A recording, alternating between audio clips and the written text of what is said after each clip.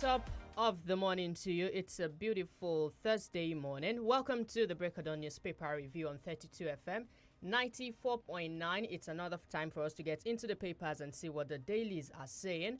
And this morning, as usual, we have all the dailies with us as we always do. My name is GBEMISOLA. SOYEMI, welcome on board. My name is DELE ADEYANJU. Welcome to 32 FM Breakdown Newspaper Review. I have 4 papers: the Daily Post, the Punch, the Independent, and Vanguard newspapers. And I have with me the Premium Times, Daily Trust, The Nation, and The Guardian. Headlines from the Daily Post newspapers first. Yobe, Boko Haram abducts customs officers, loots from hospitals, others in attack in Gaidam. Ikpeazu vows to pull down houses of kidnappers, others. Major marketers increase pump price to 170 naira per litre.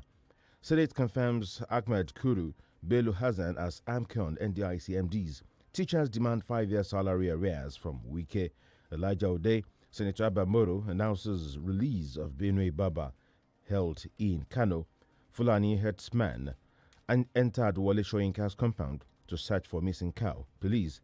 FEC approves 9.4 billion naira to complete digital switchover.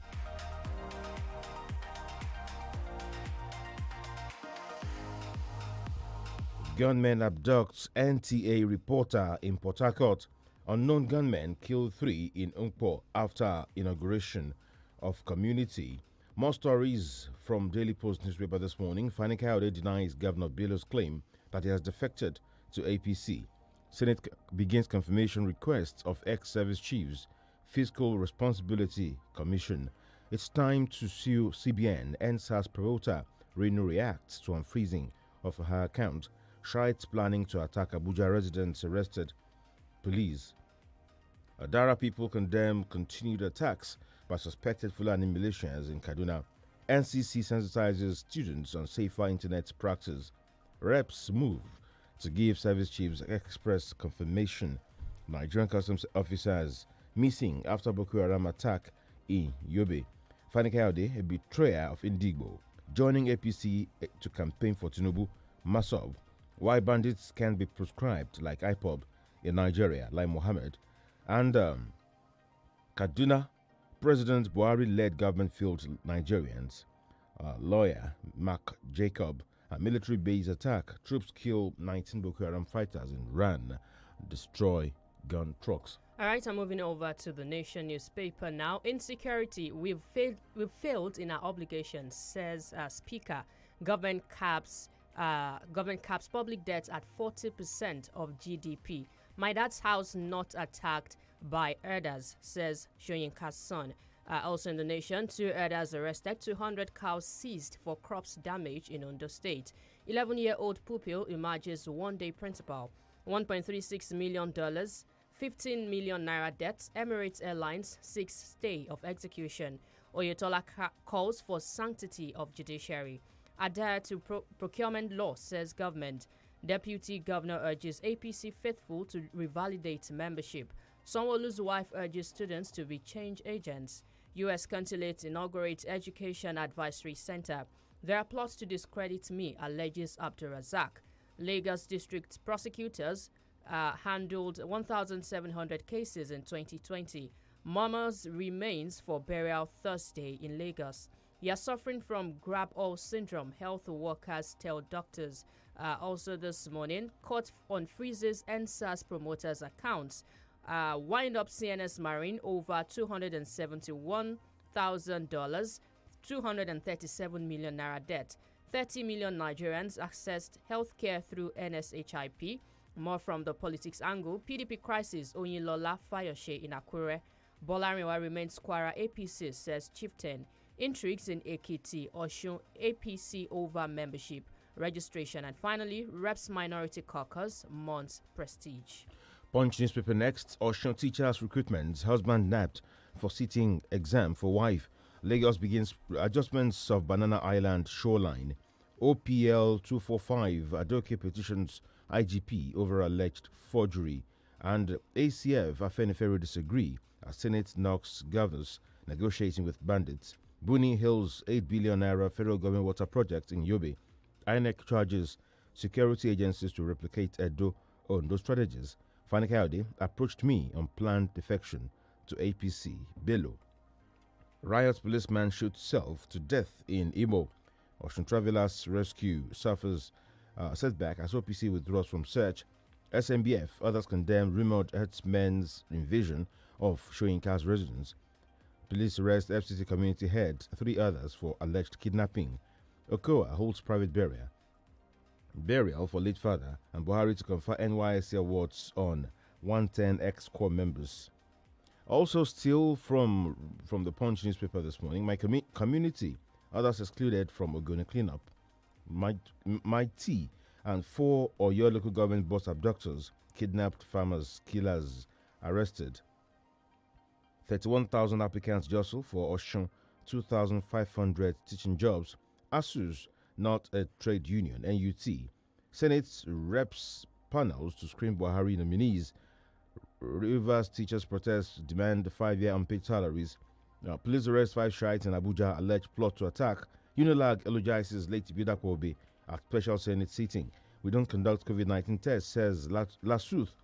Be environmental change agents, Sonwolu tells pupils. Those are some of the headlines from the Punch newspaper. In the Guardian newspaper this morning, WHO, UNICEF urge wealthy countries to share vaccines with poor countries.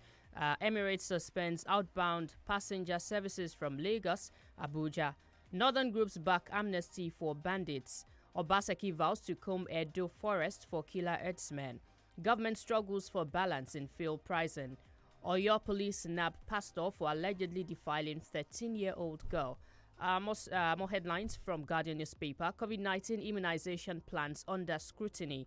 And also this morning, government struggles for balance in fuel pricing. Okay, I took that earlier. Northern groups back amnesty for bandits. Kano court jails civil servant for 5 million naira fraud. Obiozor vows to end Igbo marginalization. Reps move to recover federal government's monies, others in privatized enterprises. Sentiments overtake Senate's debate on insecurity. Adegboru attacks police military on rights protection. Again, stray cattle visit Soyinka in Abeokuta. Also this morning, Bagudu turns sword for low-income estate in Kebbi. Court clashes claim 5 lives in Plateau State. Demonstration school teachers in Rivers threaten protests over salary arrears. Lagos launches Environmental Beast Club for COVID-19 challenges. FEC okays 26.7 billion naira contracts for ministries. Damaturu Water Project gets 8.4 billion naira. No gap will save foreign exchange when completed, says Wabote. Also this morning, Anglican primate calls for national dialogue over insecurity. Ebonyi Court remands 55 persons for alleged murder. Others. Build infrastructures in Nigeria, not Niger Republic, Yuriwa tells Buhari. Bauchi governor tags rape monster hunting women. Kabara sues Ganduje, others for breach of fundamental rights. Also from the Guardian newspaper, Emirates Airlines seeks stay of execution in $1.623 million debt management. And also more headlines from the Guardian newspaper. Sean gets rich quick syndrome, financial expert tells youth. Okoa to hold private funeral for late father, applauds Nigerians. Delta Monarch seeks return of NDDC to presidency. And finally from here, government to deploy geospatial tech in project monitoring. Moving on to the Independent newspaper right now. Nigeria benefits a lot from service chiefs' appointment as ambassadors, ADEYANJU, while prices of cement, sugar remain high. BUA Group Chairman. COVID-19, Delta extends middle seats blocking through April 2021. And UN in Mali reports 20 peacekeepers injured in country's central region shooting.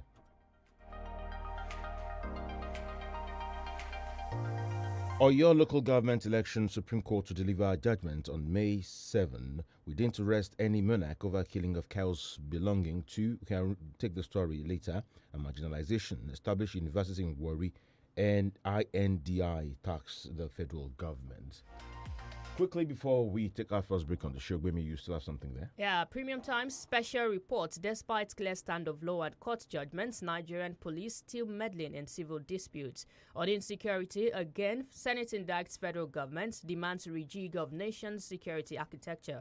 NDDC unable to account for 90.9 billion naira in 10 years. And SARS, Lagos demolishes community whose residents witnessed Lekki tollgate shooting. There's an updated report. Court orders CBN to unfreeze 20 NSAS promoters' bank accounts. Police refute reports of herdsmen attack on Soyinka's house.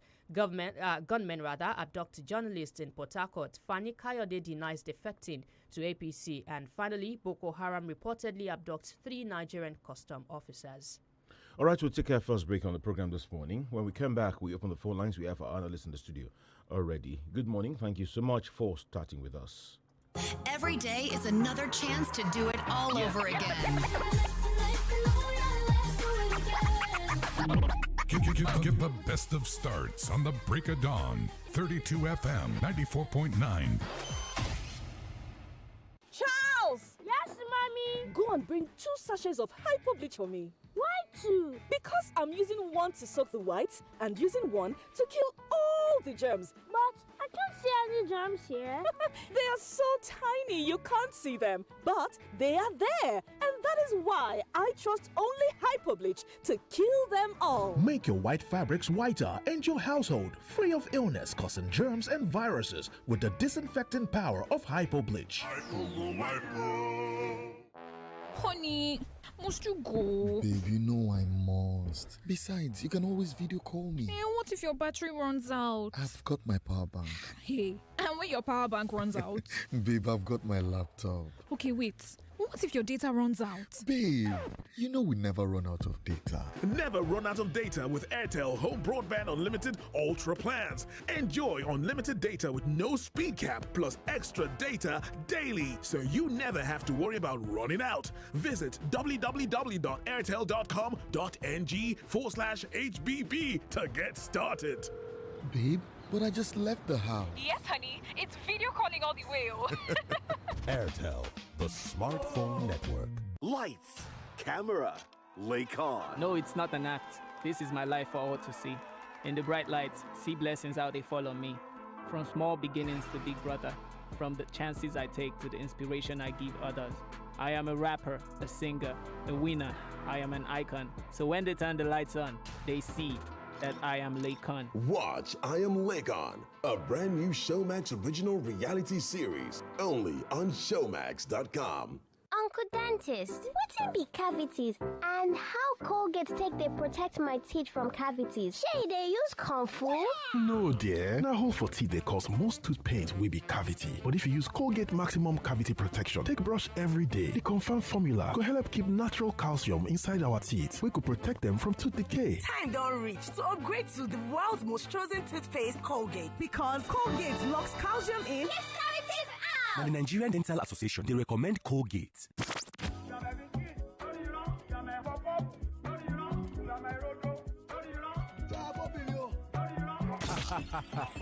ẹ̀yin náà ti gbọ́ ẹ ti ń tẹ̀lé trending yẹn tá a wá ní orísun lórí irọ́ tá a lórísun irọ́ pọ̀ tí gbogbo wa fi ń dáṣà lásìkò yìí Evangelist Gbàdámọ́sí Ismail orísun lórí irọ́ orísun irọ́ pọ̀ eléyìí tó gbòde kan lásìkò yìí náà lẹ́ẹ̀láǹfààní láti bá pàdé lórí ètò kílà ti ṣe ní ọjọ́ ẹtì Friday tó ń bọ̀ yìí ni o ní ọjọ́ 12 oṣù kejì ọdún 2021 tá a wà yìí gbogbo ntẹ́ ẹ bá fẹ́ mọ̀ lórí kíni bàbá yìí gbà lérò gan tó fi jẹ́ pé irú ìyìnrere yìí irú ìwàásù yìí ló gbé lọ sí ojú pópónà láti fi máa bá àwọn ènìyàn sọ̀rọ̀ gbogbo ẹ bá pàdé lórí ètò kílà ti ṣe lọ́jọ́ 12 oṣù kejì ọdún 2021 lórí irọ́ pọ̀.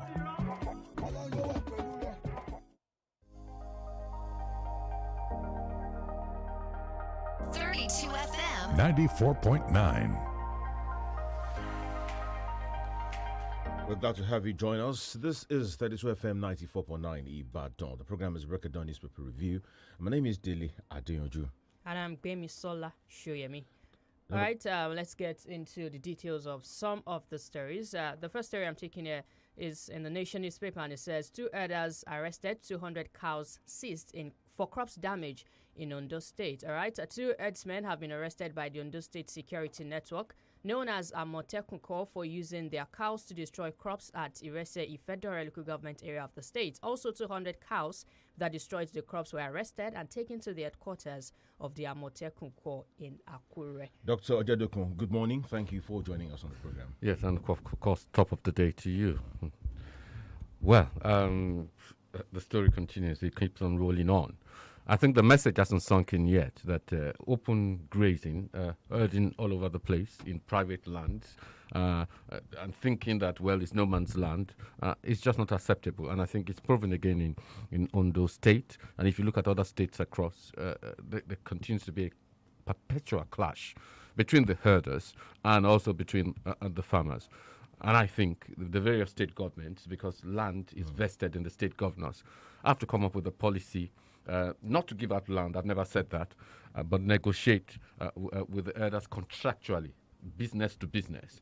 If they're able to, lease land, if they're able to purchase land which is available, then so be it. Some people have set up ranches, some people who have cows. That's the way to go. You can't be going roaming the streets, coming all the way from the north or from the south to the east. You have to have your land where you ranch, where they graze, you understand. And if you want to stray away from that, then negotiate with the farmers. And if the farmers are okay with it, because sometimes some lands are fallow, then so be it. And I think that mentality needs to get out. That mentality needs to be reversed. That is no man's land and that sort of thing. That's the only way we're going to be able to deal with these clashes that are perpetual, seemingly perpetual.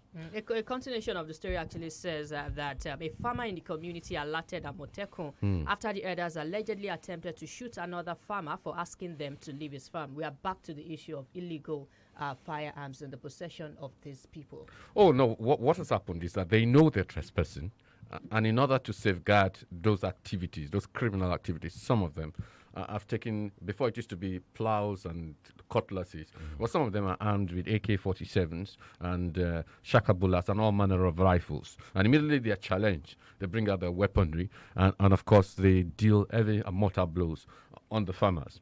And I think, first and foremost, they need to be arrested. If they're bearing firearms without license, they need to be arrested. If they're using firearms, they need to be arrested. The problem we have is that how many herders are arrested and kept and pursued through the criminal justice process. Few of them may be arrested, but they are soon released. And so when that impunity gains hold, they go to other places and they do the same. In fact, I understand that in some communities in Ogun State, the herders that have trampled on people's land are being supported by some of the military forces or security forces. Does that mean that we have gone too far to get a solution to this problem? Well, in terms of getting a solution, I don't even think we've gone anywhere. I think what we've done... No, not getting... we have mingled together for too far that we are not likely to get a solution.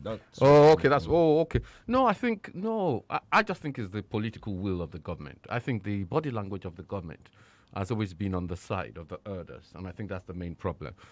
I think the mingling would always be there, but there's nothing which says that we can't have ranches side by side with farmlands. You just have to have a reasonable agreement. But what we're having now is that nobody wants an agreement, particularly the herders. They don't want to agree anything. As far as they're concerned, it is their, the youth parts of the constituency say freedom of movement. But of course you have freedom of movement, in lands which belong to you, not just on private land. So I don't think the problem is intractable. There's been mingling, but I think the political will on the part of the federal government and many of the state governments can resolve this. Your State Assembly on Tuesday urged the state government to, without wasting more time, set up open grazing prohibition task force. Now, if this happens in Oyo State, it happens in Ogun, Ondo, are we likely to have them forced out, ejected from these lands? Yes, that's what's likely to happen, and they're likely, to retreat to where they originate from and maybe put pressure on their own government, understand, to set up ranches so that they can graze. The message needs to go out, and enforcement. Well, it's not enough to set up task forces. You need people to be able to enforce it. The question is that is Amotekun alone able to enforce it? Will the police join them in enforcing it? And those are the questions. Until we get proper enforcement, they continue to do what they want. I know of even university communities where more or less they just bring in the cows and they're grazing. Of course, those ones don't have weaponry. Well, it is trespass if they haven't taken permission of those authorities.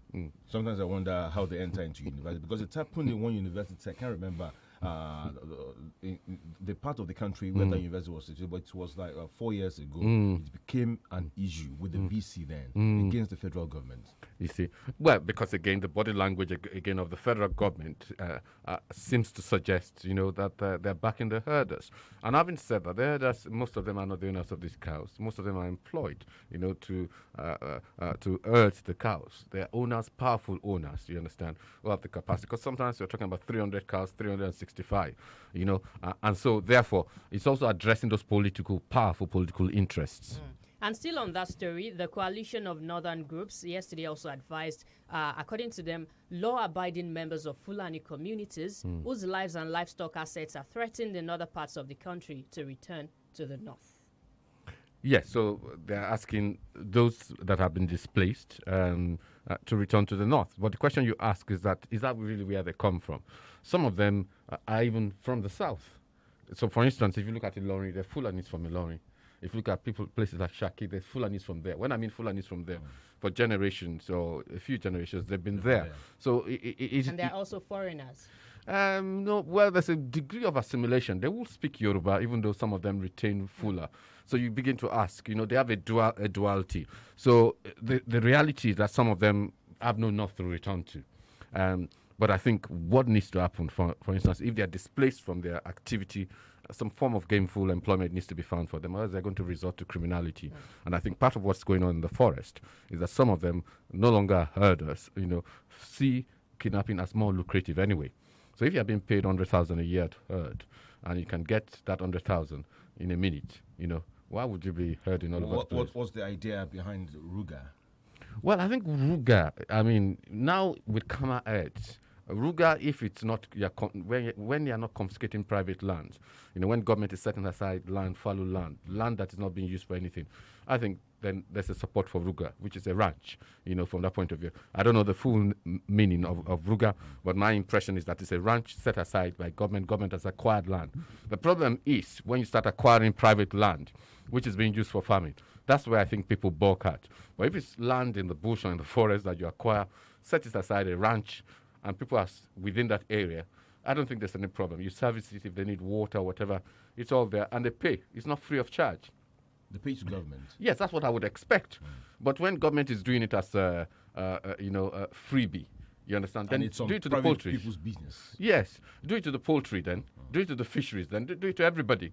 But you must not single out just the herders, you understand, and begin to give them free facilities. No, they must pay for it. They make money from herding. But the question is, even despite the fact that even if it is free, would they actually embrace such based on their frequency with going around and they are taking their cattle to wherever they want to?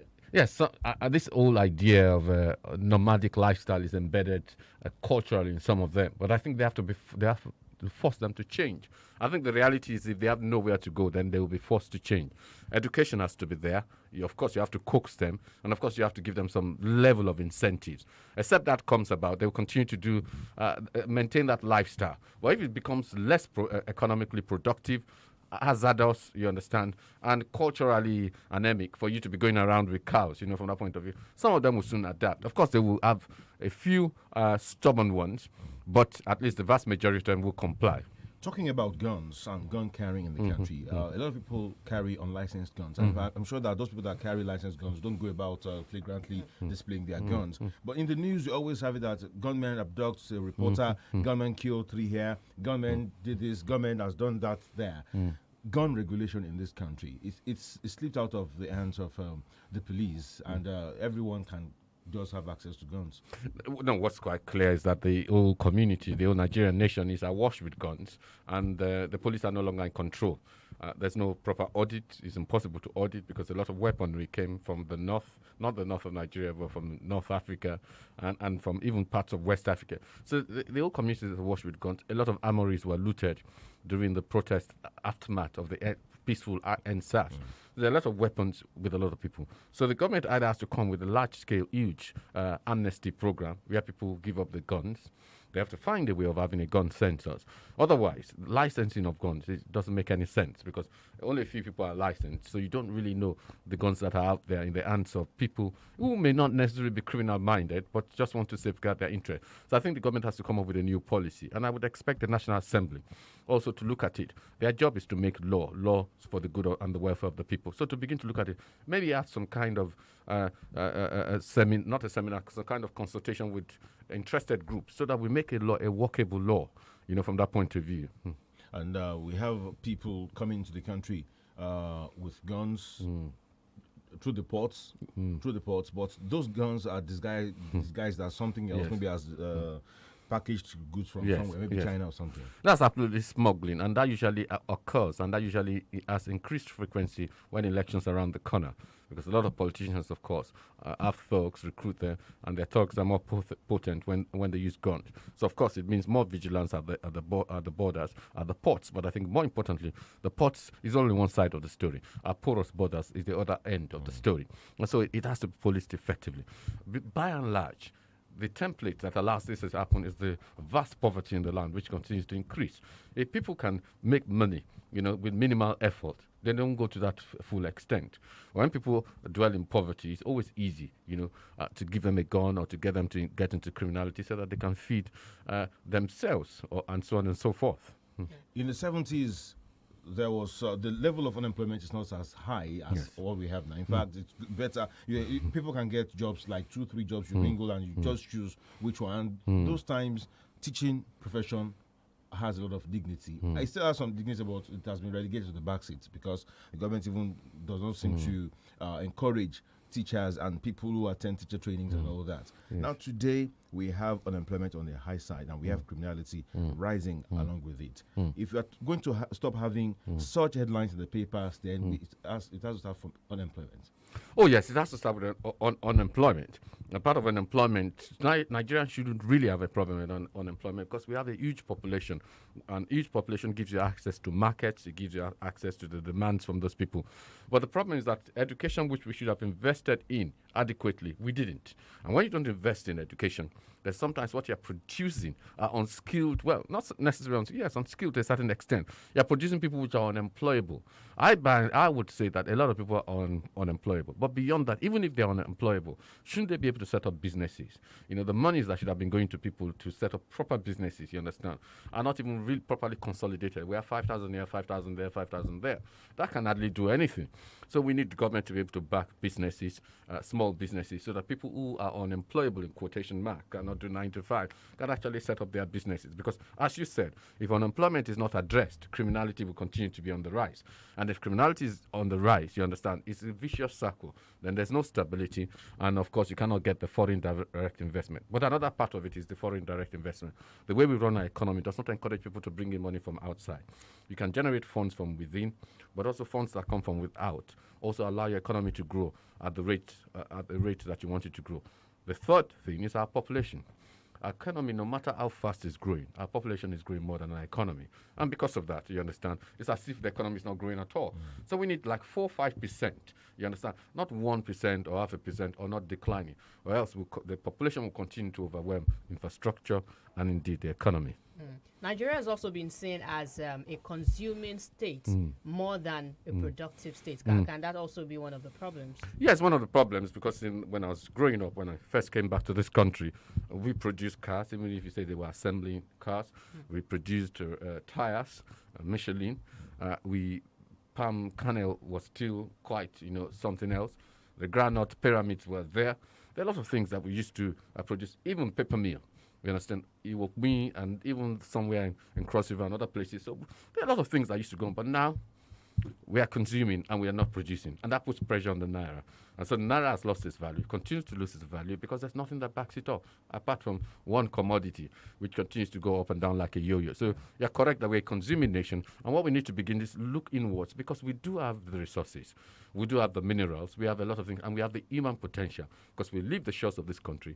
We go to Canada, we go to UK, we go to America, and we are the ones, making waves there within those societies, which tells you that if Nigeria has the right conditions, we can make waves in this country too.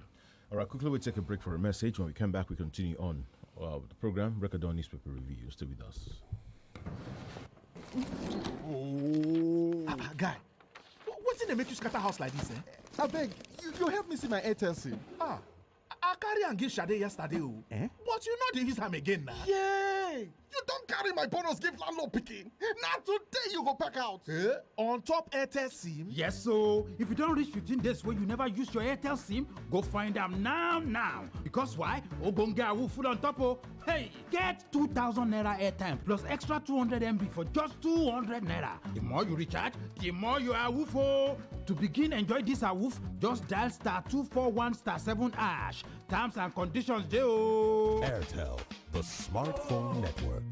Charles! Yes, mommy? Go and bring 2 sachets of hypo bleach for me. Why 2? Because I'm using one to soak the whites and using one to kill all the germs. But I can't see any germs here. They are so tiny you can't see them. But they are there. And that is why I trust only hypo bleach to kill them all. Make your white fabrics whiter and your household free of illness causing germs and viruses with the disinfecting power of hypo bleach. láti gòkè àgùnlà láyé èèyàn nílò ìtọ́sọ́nà ẹni tó mọ̀nà débi àṣeyọrí. FMH International HR àwọn ni gbajúgbajà akọ́ṣẹ́mọṣẹ́ iléeṣẹ́ alárinà tó mọ ojúlẹ̀jà bá ti ń tọ́ni sọ́nà finimọ̀nà nípa bí gbogbo òǹwáṣẹ́ ṣe lè pàdé àwọn òǹgbanisíṣẹ́ pàápàá jùlọ láwọn orílẹ̀-èdè tó wà lókè òkun. FMH International HR alábàáṣepọ̀ gidi ni wọ́n jẹ́ pẹ̀lú àjọ oníwádìí ìjìnlẹ̀ àgbáyé tá a mọ̀ sí United Nations Volunteer Research Group láti jùmọ̀ tọpinpin wàhálà táwọn ọmọlẹ́yìn ń kojú nídìí ìgbìyànjú ajé lọ sílẹ̀ òkèèrè. ìyẹn ọ̀rọ̀ tó jẹ mọ́ international migration àti international labour activities. ǹjẹ́ o tiẹ̀ mọ̀ pé o nílò ìmọ̀ tó jinlẹ̀ dáadáa nípa ìlànà à ń tẹ̀lé láwọn pápákọ̀ òfurufú tó fẹ́ gbà sọdá sílẹ̀ òkèèrè. lọ́wọ́lọ́wọ́ bá a ṣe ń sọ̀rọ̀ yìí United Nations Volunteer Research Group pẹ̀lú àjọṣepọ̀ FMH International HR ń ṣe research lórí ẹ̀dùn ọkàn àti ìpèníjà tẹ́ ẹ bá ní. questionnaires táwọn òṣìṣẹ́ FMH bá fún yín lágbègbè yín lẹ́yìn ṣàlàyé ìrírí yín sí. fún àlàyé lẹ́kùnrẹ́rẹ́ kàn sí wọn ní 3rd and 9th floor Cocoa House Dùgbẹ̀ Ìbàdàn. telephone 0817 4444 627 àti 08168737222. mọ ohun tó ń ṣẹlẹ̀ ní àyíká rẹ nípasẹ̀ ìròyìn BBC ní Yorùbá nítorí kí o tó lè tayọ o ní láti mọ̀ ọ́n ní ìmísí pẹ̀lú àwọn oríṣiríṣi ìròyìn láti ibi àti káàkiri àgbáyé. nígbà tí o bá ní ìmọ̀ nípa ohun tó ń lọ ní àgbáyé o lè ṣe ohunkóhun. mọ ohun tó ń ṣẹlẹ̀ ní àyíká rẹ wá BBC News Yorùbá kàn. Guy, how far now? If you see this game, in fact, go to channel 203 now. Wait, let me check. But I can't view the channel. Really? You haven't heard of Step Up? Now I'm watching live sports action from the biggest leagues since I upgraded my DSTV subscription. And I got the next higher package. That's right. Step up to the next level. If you're on the younger package and upgrade to Confirm, you will get the next higher package. DSTV Compact, worth 7,900 naira to enjoy all the live matches. Offer available for a limited time only. Terms and conditions apply. It's a happy feeling when receiving all of the love coming from family. So many recipes, creating memories every day and every night. Bonding families, 60 years of joy, giving love, so much for you. Quality, golden penny is you, golden penny is me. Golden pennies at the heart of the family. Golden penny is you, golden penny is me. Golden pennies at the heart of the family.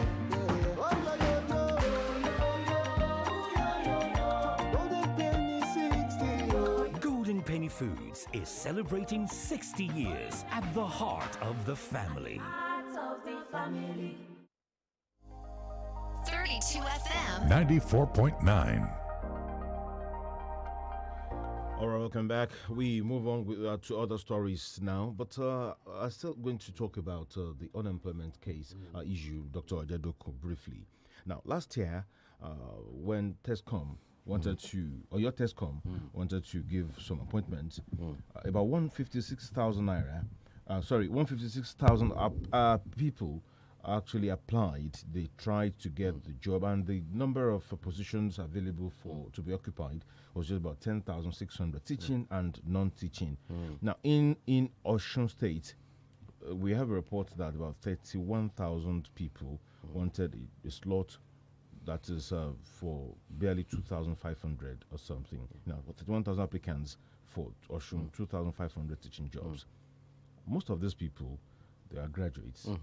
If not all, they are graduates. Now, what is happening to our academics? What is the essence of academics, if you ask me? Because by the time a parent tried, labored to send his word to university or polytechnic or wherever, and at the end of the day, no job. Some encourage their words to go for a master's degree, and by that time, they are even overqualified for the jobs that are available. They eventually they get, let's say, 15,000, some 20,000 per month, which is not always even forthcoming. And if you tell them to look inwards, how do they look inwards? If they are creative enough, there is no capital to start something. Doesn't that take us to the issue of NYSC? Instead of all the monies sunk every year on NYSC, why not give this youth some money to start something on their own, even if they're going to use their certificate as collateral? Well, I mean, it's good you mentioned capital, but let's just start with the cold reality. The cold reality is that not everybody is expected or should go to university. Or in Nigeria, I think the expectation is that everybody goes to university.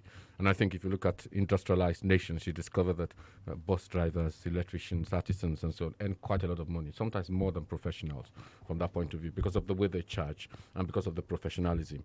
And many of us would rather that some people actually, training is invested in areas like that so that they can be effective in those areas. But also the part of the problem we have is that we don't have a flow of capital. The banks only lend to certain cadre. And in reality, what they should be doing is lending to many young graduates, provided they can trace them. And probably with the NIN and so on and so forth, is going to provide an incentive where you're able to trace people. So the lack of capital is because loans cannot be given. For instance, if you see a lot of people in Britain and industrialized world in businesses, a lot of times the capital there doesn't belong to them. The properties doesn't belong to them. It's loans. And as the business makes money, they're able... You only take their own salary. Yes. Okay. And as it makes money, they're able to repay. But when you get uncertainty, when you invest to have a farm, when the herdsmen come and, wreck it and so on and so forth, and all those kinds of uncertainty, then doesn't encourage people to go that way. So innovation is also the other thing. But again, as you said, it's not all ideas that need money, but at least to carry it to the next stage, you usually need money. So I think we also need to indoctrinate our graduates to say that there's only a certain amount of jobs, and you have to create, you understand, opportunities. You have to be creative. For instance, in the university where I lecture, I know a number of people who, for instance, somebody was studying international relations and again became a first-class photographer. What has photography got to do with international relations? I had somebody who, again, the same international relations, which I mentored, became a shoemaker. When I mean shoemaker, not cobbler, but actually making shoes, high class. And the two are not connected. But what was there was that they had creativity, they built a network, and they were able to move it further. And so it's things like that, because there's a demand. We call it a consumer society. There's a demand for many things. Help graduates identify the problems in society and provide the solutions, and probably find capital. So government needs to create the environment for all that to happen. And I'm afraid government aids and abets it a lot of times. There are more universities being created, more private universities being sanctioned. And the government has never asked the question, what are we going to do with this graduate? And when you give people too much knowledge and you don't give them the wherewithal to carry out that knowledge, then many of them, because they have sophisticated brains, could turn into criminality. But you know that in Nigeria, we look down on people who are not university graduates, like, I'm really walk away. Well, that's why we have to change that mentality, in the sense that, yes, I agree with you that we expect everybody to be a graduate. But if at the end of the day, you're not a graduate, you're an artisan and you're doing your job and you're making your money, people will not look down on you. People don't look down on Igbo. People don't look down on all those musicians, Sikuru and Barrister when he was around, Colintin and all those people. They're not graduates. And many of them are called doctors anyway, even though they're not graduates. So they got honorary degrees from reputable universities. Yes, they did, didn't they? That's why nowadays I don't even use my title again. Because how about we look at the other angle, the other side of the table, the fact that not everybody can go into business. Yes, not everybody can go into business. That's why you always need government jobs or 9 to 5 from that point of view. And I think, yes, some people will try business and will not succeed. And of course, they would have to find regular job. The reality is that any society, anyway, will have people also that fail. Some people will never make it. That's the reality. We don't pray that it's one of us from that point of view. But what we are after is that the vast majority of people that have the potential, you understand, are able to get self-employment or full employment. So I think government also has to intervene in some instances. Places like the industrialized world, if you can't get a job, there's always government there to subsidize you, to back you up, and we must get to our economy to that stage. We will not get there if we are spending most of our money, you understand, on legislators and recurrent expenditure and so on and so forth. We will not get there. You said something about we don't pray that we feel, but it's not everybody that's going to make it. Yes, not everybody. Now, does government have any retirement plan or benefit for people who made it and people who even failed? It doesn't, because the present government it doesn't actually matter whether you make it, whether you made it or you failed. Yes. Retirement is another big issue. It's another big issue, and we have not prepared for it at all. There's no state-backed retirement, and many of these retirement schemes, good that have started, many of them, we're not even sure that many of the employers are paying anything into it. And so that's another time bomb. In those days, I used to ask my mother, what would you do when you grow old? And she said, no, you have my retirement plan. I don't think that is reality. Yes, I don't think that is the reality anymore. All right. Okay, away from all of that, quickly, there's a drama going on between Yaya Bello and Fani Kayode. Yaya Bello claimed, I think it was yesterday, 2 days ago, that Fani Kayode had defected, and then Fani Kayode came out yesterday and said, no, that is not true. I'm still in the PDP. Well, first and foremost, a number of things in the past have been attributed to Bello, which are not necessarily accurate or right. And also a number of things have been attributed to Fani Kayode, which sometimes you begin to question. Are you saying we don't know what to believe now? Yes, we really don't know what to believe. But what is quite clear is that there's a balance between Fani Kayode and the APC. He's been meeting with them. He's been fraternizing with them. So it is not unnatural to draw a conclusion that maybe he wants to move to the other side. When the same vein, he also met with President Jonathan of the PDP. So we don't really know where Fani Kayode is. We don't know what his game plan is. He was not never in his life going to mingle with the APC and called APC names. But Obasanjo has already described Fani Kayode.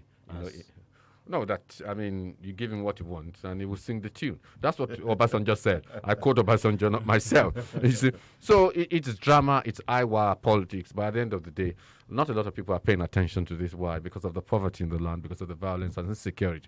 So they see this as a side show. Whether he moves to APC or PDP or wherever he means, of what political relevance is he? Can he win an election in Ife? I'm asking, I don't know. Or can he win an election anywhere in the Southwest? I don't know. The reality of it is that what we need now are solutions to the myriad of problems facing us, not this political drama that is going on and being played out on the pages of the newspaper. All right, we're going to open the phone lines very soon after this break, but quickly we have to react to this. In some parts of Nigeria, particularly Calabar, Cross River State, major petroleum marketers have increased their pump price to between 173 and 175, and when people started complaining, they said it's still even going to 200 naira per litre. Well, unless we begin to have a refining capacity, which we don't have, then of course what goes on out in the market is going to continue to affect us. Landing cost and so on and so forth, a part of which is being passed on to us. But I think it's unfair on the ordinary consumer because we don't know, there's no certainty. There's no certainty in terms of what we spend on transport, what we spend on fuel in our generators and so on. So it's going to continue to affect the economy. And if it goes to 170 there in Cross River State, it's likely to affect us down here, and the untold hardship continues in terms of the economy because it means that foodstuffs, it means that transport, it means that many other things are going to go up, and I don't know that salaries are being increased. Some people are still struggling to get the minimum wage. Yeah, to pay the minimum wage or to get it. That's the issue. Yes. Okay, we take a break now. We come back. We open the phone line 0809 7949 or 0906 200949. Stay with us. Guy, what's in the make you scatter house like this?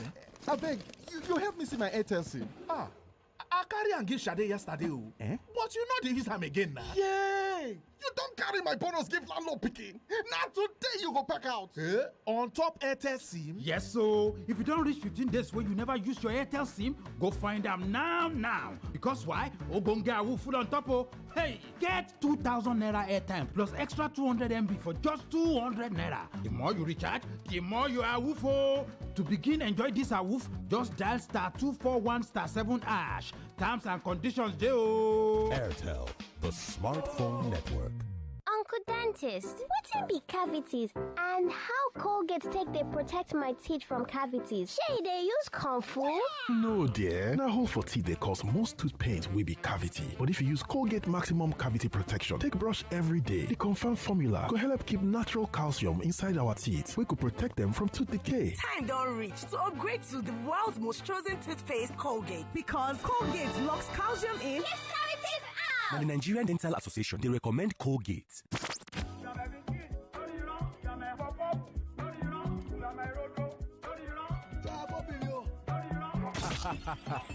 ẹ̀yin náà ti gbọ́ ẹ ti ń tẹ̀lé trendy yẹn tá a wá ní orísun lórí irọ́ tá a lo orísun irọ́ pọ̀ tí gbogbo wa fi ń dáṣà lásìkò yìí evangelist Gbàdámọ́sí Ismail orísun lórí irọ́ orísun irọ́ pọ̀ eléyìí tó gbòde kan lásìkò yìí náà lẹ́ẹ̀láǹfààní láti bá pàdé lórí ètò kílà ti ṣe ní ọjọ́ ẹtì Friday tó ń bọ̀ yìí ni o ní ọjọ́ 12 oṣù kejì ọdún 2021 tá a wà yìí gbogbo ntẹ́ ẹ bá fẹ́ mọ̀ lórí kí ni bàbá yìí gbà lérò gan tó fi jẹ́ pé irú ìyìnrere yìí irú ìwàásù yìí ló gbé lọ sí ojú pópónà láti fi máa bá àwọn ènìyàn sọ̀rọ̀ gbogbo ẹ bá pàdé lórí ètò kílà ti ṣe lọ́jọ́ 12 oṣù kejì ọdún 2021 lórí irọ́ pọ̀.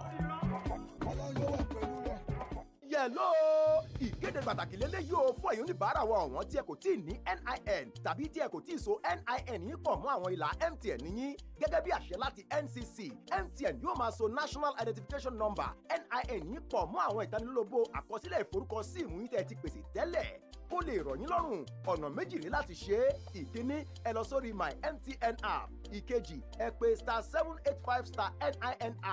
Tí ẹ kò bá ní NIN ẹ lọ sí www.nimc.gov.ng láti ṣàwárí ibùdó ìforúkọsílẹ̀ tó súnmọ́ yín láti forúkọsílẹ̀ ẹ jọ̀wọ́ ẹ rántí yàtọ̀ sí ìlà tí ẹ fi ń pè gangan ẹ gbọ́dọ̀ so NIN yín pọ̀ mọ́ gbogbo ìlà yín yòókù àti àwọn síìmù dátà yín bíi MiFi HiNetFlex àti àwọn mìíràn tí ẹ máa ń lò lórí àtàgbà MTN. Ìkéde yìí ṣe pàtàkì. O gbọ́dọ̀ ṣe ìsopọ̀ gbogbo àwọn síìmù rẹ kó tó di ọjọ́ 6 oṣù April ọdún 2021.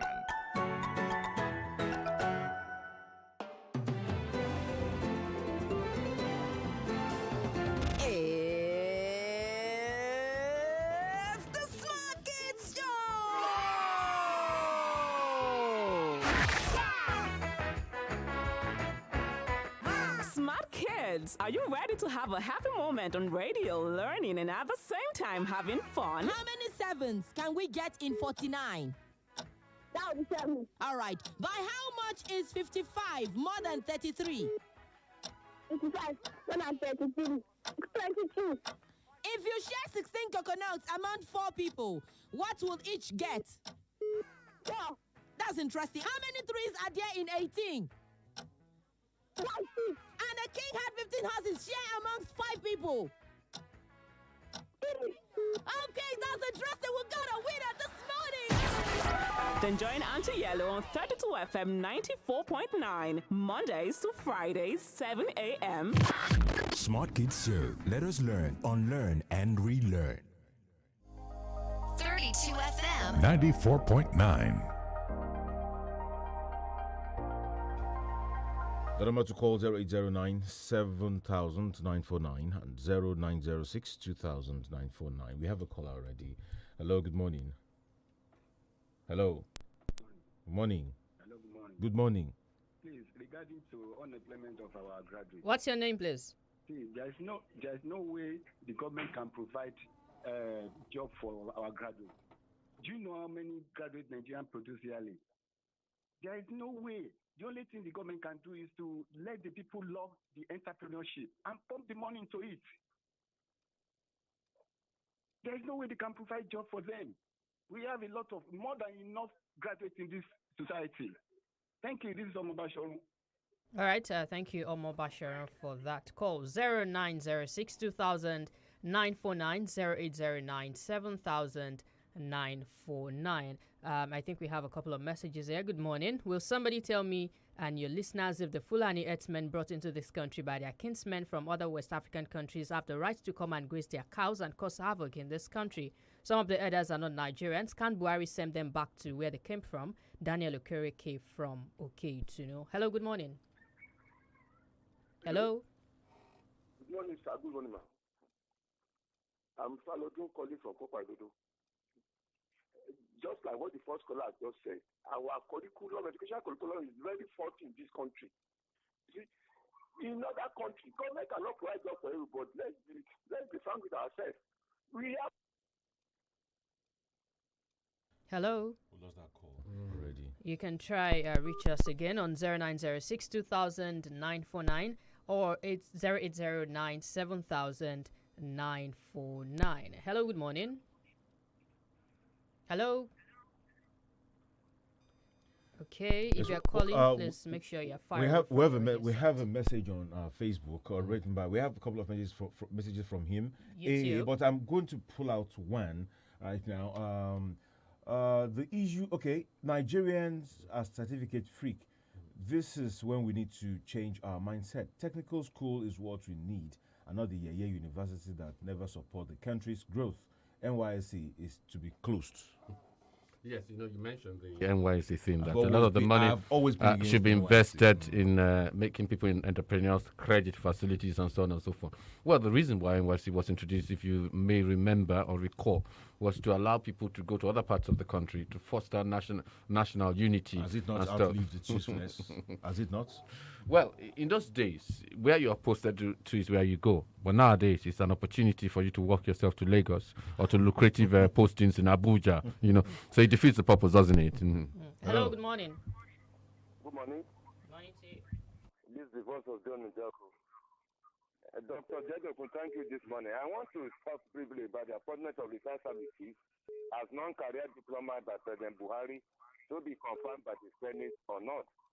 It had been greatly rumored that the appointment of the former service chief as non-career diplomat by the President was intended to shield them from prosecution by the International Court for atrocities and rights abuses committed during their tenure in the past years. In my own personal view, even if Nigeria needs diplomats, it is in the career, not on non-career category. In view of the public condemnation trailing this appointment, the Senate should show high sense of responsibility or pride by refusing to confirm the nomination, thereby proving to the world that it is not a rubber stamp Senate and should be more interested in pursuing matters which is served as catalyst for Nigeria's growth agenda. John Njoko is my name. Thank you. All right, so thank you for your contribution. 0906 2000 949. Hello, good morning. Hello, good morning. Morning to you. This is Olorede from Ibadan here.